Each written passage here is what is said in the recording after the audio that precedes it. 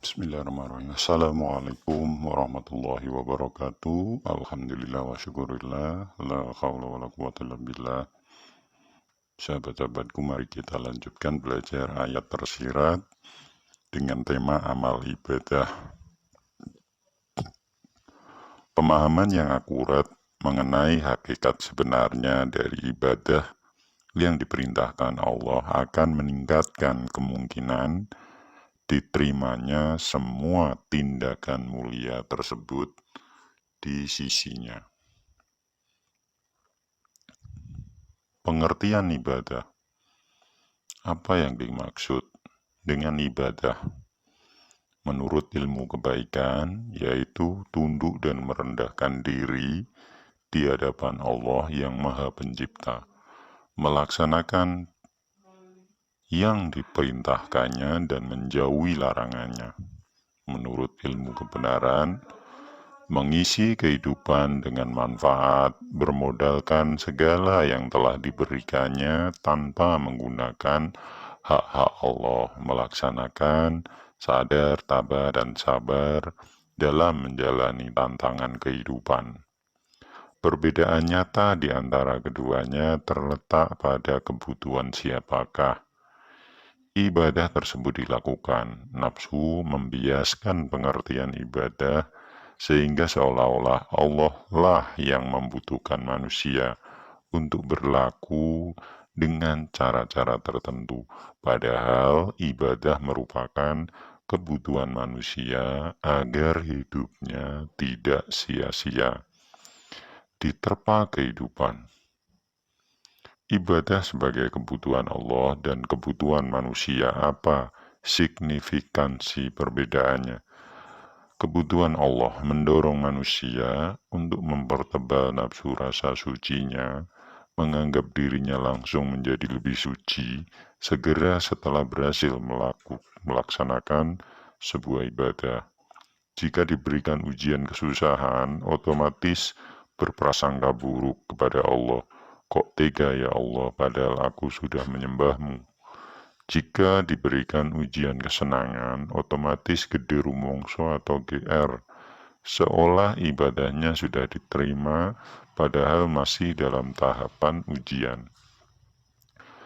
Versi kebutuhan manusia mendorong manusia untuk melepaskan hak-hak Allah, terutama nafsu rasa suci, membekali manusia untuk lebih siap dalam menghadapi ujian. Kemurnian niat akan ibadah yang telah berhasil dilaksanakan yang akan muncul dalam kehidupan sehari-hari, baik itu ujian kesusahan maupun ujian kesenangan. Seorang manusia yang berasumsi bahwa ibadah merupakan kebutuhan Allah dapat dengan mudah dibiaskan nafsunya, sehingga ibadahnya bersifat memaksa Allah agar mau menuruti kemauannya, bukan menyerahkan diri sehingga tidak bisa mencegahnya dari perbuatan keji dan mungkar. Tunduk dan merendahkan diri. Apa contoh lain dari pembiasan yang dilakukan nafsu berkenaan dengan definisi ibadah tersebut sebagai kebutuhan Allah, bukan manusia? Jika terdapat manusia yang tidak menyembah Allah sebagaimana cara yang ia anut, akan merasa tersinggung, padahal itu hak Allah. Jika dihadapkan pada ujian kehidupan melalui permasalahan yang melibatkan manusia lain, tidak mampu melihatnya sebagai bagian dari kehendak Allah. Nafsu mendorong manusia untuk berpikiran bahwa urusan atau konflik dengan sesama manusia tidak ada hubungannya dengan ibadah kepada Allah, padahal Allah Maha mengendaki. Perintah dan larangan. Apa contoh dari pembiasan yang dilakukan nafsu berkenaan dengan definisi ibadah sebagai kebutuhan Allah, bukan manusia? Jika terdapat perbuatan yang tidak termasuk dalam larangan Allah, meskipun dia sendiri menyadari akan konsekuensi atau kerugian yang akan diakibatkannya, akan tetap dilakukannya.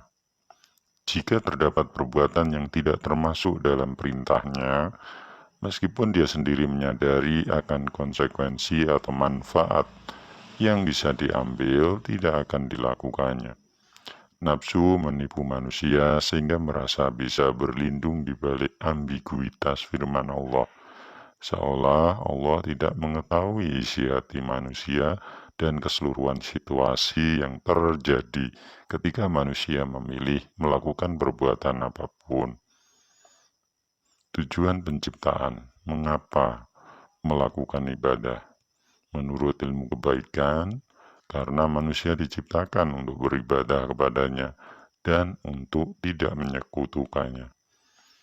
Ilmu kebenaran, karena manusia terdiri dari dua kecenderungan yang berbeda, nafsu dan fitrah, sehingga membutuhkan petunjuk agar tidak menyiksa diri sendiri akibat nafsu. Manusia diciptakan dengan tujuan membuat sebuah makhluk yang mampu menjadi pemimpin di muka bumi atau alam semesta. Artinya, meskipun memiliki nafsu, fitrahnya mampu mengendalikan. Ibadah merupakan jalan untuk menuju tujuan tersebut. Asumsi jarak ke tujuan. Ibadah sebagai tujuan penciptaan. Ibadah sebagai tujuan penciptaan manusia dan ibadah sebagai jalan menuju tujuan penciptaan manusia. Apa signifikansi perbedaannya? Menurut sebagai tujuan, jika terlanjur menganggap ibadah hanya meliputi perintahnya dan larangannya, akan langsung merasa sukses setelah selesai melakukan ibadah formal. Ketika menghadapi ujian kehidupan karena terlanjur merasa sukses, bukannya berusaha menjawabnya dengan benar, justru melemparkan soalnya dan memusuhi sang guru yang memberikan soalnya. Sebagai jalan, karena memahami bahwa ibadah adalah kebutuhan manusia sendiri dan tujuan penciptaan manusia adalah proses yang sangat panjang, akan terus waspada terhadap ujian kehidupan yang justru merupakan bagian terpenting dari ibadah. Pembuktian apakah teori yang diyakininya mampu dipraktekkan dalam kehidupan nyata. Nafsu membiaskan pemahaman manusia seolah ibadah hanya meliputi melakukan tindakan-tindakan tertentu dan menjauhi tindakan-tindakan lain tanpa adanya proses yang panjang dan rangkaian ujian keikhlasan atau kemurnian niat dalam kehidupan sehingga tidak siap ketika ujian tersebut benar-benar datang. Doa terkabulkan. Bagaimana? Contoh lain pembiasan yang dilakukan nafsu berkenaan dengan alasan utama melakukan ibadah. Karena terbiasa melakukan ibadah formal tanpa menimba ilmu dalam kehidupan, manusia cenderung sangat mudah menggunakan hak-hak Allah, rasa aku, rasa suci, dan rasa minta puji. Karena terlanjur menganggap pelaksanaan ibadah berarti sudah terhindar dari penyekutuannya. Manusia sulit menyadari titik-titik dalam kehidupannya ketika tuannya sudah bergeser menjadi Tuhan buatan Allah, bukan Allah itu sendiri. Kapan membutuhkan, kapan waktu yang tepat untuk melakukan ibadah. Menurut ilmu kebaikan, waktu-waktu tertentu sebagaimana yang diajarkan Rasul dan tokoh-tokoh yang dihormatinya, karena terdapat keutamaan dalam waktu tertentu dibandingkan yang lain. Menurut ilmu kebenaran, kapan saja karena ibadah juga termasuk menjawab tantangan ujian-ujian kehidupan yang memang bisa datang sewaktu-waktu tanpa peringatan. Karena nafsu membiaskan manusia sehingga menganggap ibadah merupakan kebutuhan Allah, manusia cenderung lebih rajin beribadah ketika menginginkan doanya dikabulkan. Ibadah dengan Allah dianggap seperti jual beli di pasar, give and take. Persiapan ibadah pada waktu-waktu tertentu dengan ibadah kapan saja, apa signifikansi perbedaan di antara keduanya? Waktu tertentu, jika terlanjur merasa sukses setelah melaksanakan ibadah yang utama dan nilainya berkali lipat, akan lengah ketika menghadapi ujian kehidupan yang datang tiba-tiba dan dapat lewat siapa saja dan apa saja. Kapan saja, karena sadar bahwa ibadah tidak hanya terbatas pada waktu-waktu tertentu saja, lebih siap ketika menghadapi ujian kesusahan dan ujian kesenangan yang dapat berwujud dari kejadian apapun. Nafsu menipu manusia sehingga menganggap ibadah-ibadah yang spesial tersebut dapat menutupi semua dosa-dosanya atau konsekuensi perbuatan yang dilakukan pada hari-hari lain. Padahal Allah Maha Adil dan Maha Mengetahui. Waktu mulia. Bagaimana contoh lain pembiasan yang dilakukan nafsu berkenaan dengan persepsi manusia waktu yang tepat untuk beribadah? Jika tidak berada pada waktu yang diwajibkan untuk beribadah, maka manusia tidak merasa perbuatannya atau nafsunya perlu dikendalikan. Karena sudah beribadah pada waktu yang diwajibkan, dapat dengan mudah ditipu nafsu sehingga merasa yang menunggu di masa depan hanyalah imbalan yang melimpah, bukan ujian. Nafsu menipu manusia dengan diskon-diskon dalam beribadah, seolah Allah yang membutuhkan manusia untuk menyembahnya. Di manakah Allah? Di manakah tempat yang tepat untuk melakukan ibadah? Menurut ilmu kebaikan, di tempat-tempat tertentu yang disucikan atau rumah Allah menurut ilmu kebenaran, di mana saja yang memungkinkan, karena keberadaan Allah meliputi seluruh alam semesta dan isinya. Perbedaan nyata di antara keduanya terletak dari seberapa dekat individu manusia menganggap Allah berada. Allah itu dekat. Ibadah di tempat suci dengan ibadah di mana saja. Apa signifikansi perbedaan di antara keduanya? Tempat tertentu. Karena terlanjur menganggap Allah hanya ada di tempat-tempat tertentu, cenderung menganggap Allah tidak mengetahui perbuatannya di tempat lain. Cenderung merasa langsung suci cukup dengan tinggal di dalam lokasi yang dianggap suci. Di manapun, karena merasa Allah sangatlah dekat, selalu berusaha membuahkan manfaat atau beribadah kapanpun kesempatan tiba, tidak peduli tempatnya. Nafsu menipu manusia sehingga menganggap Allah itu jauh, sehingga tidak akan mengetahui kemurnian niat dan perbuatannya yang sebenarnya. Di sana pahalanya lebih besar. Bagaimana contoh nafsu membiaskan hakikat ibadah berkenaan dengan tempat yang tepat untuk dilakukan? Merasa bahwa kedekatan secara fisik dengan tempat-tempat tertentu serta-merta membuatnya selangkah lebih maju di hadapan Allah. Merasa bahwa tempat dan kondisinya dilahirkan serta-merta langsung membuatnya lebih suci, tidak perlu berjuang dalam ujian kehidupan.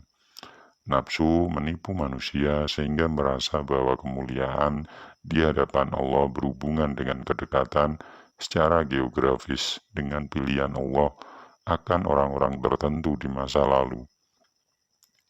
Lapisan manusia.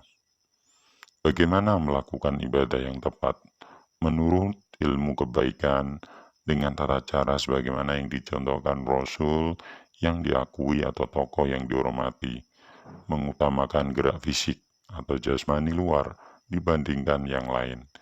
Menurut ilmu kebenaran dengan melepaskan hak Allah, rasa aku, rasa suci, dan rasa minta puji, mengutamakan kemurnian niat hanya karena Allah yang terletak di hati.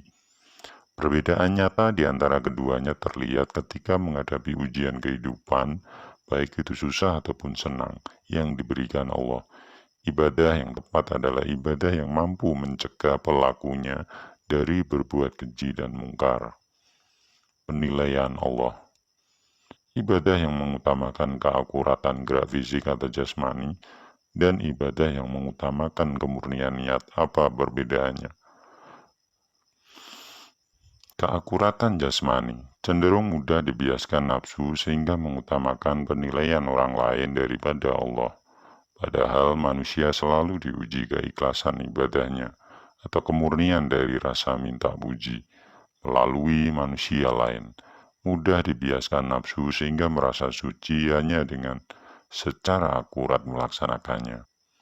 Kemurnian niat tidak mudah dibiaskan nafsu karena memahami bahwa penilaian Allah yang Maha Mengetahui lebih berarti dari pendapat siapapun, dan ibadah jasmani hanyalah sebagian kecil dari panjangnya rangkaian ibadah manusia kepada Allah. Nafsu membiaskan manusia sehingga memiliki pemikiran bahwa seluruh urusan ibadah dengan Allah sudah selesai begitu ia akurat melakukannya sebagaimana dicontohkan di masa lalu, padahal manusia selalu diuji. Indah itu mulia. Bagaimana contoh pembiasan nafsu?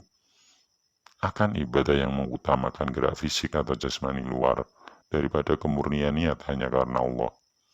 Perbedaan sekecil apapun dapat menjadi akar pertikaian karena masing-masing mengutamakan rasa aku atau ego mengenai mana yang benar dan mana yang salah, bukan kenyataan bahwa keduanya bisa saja salah.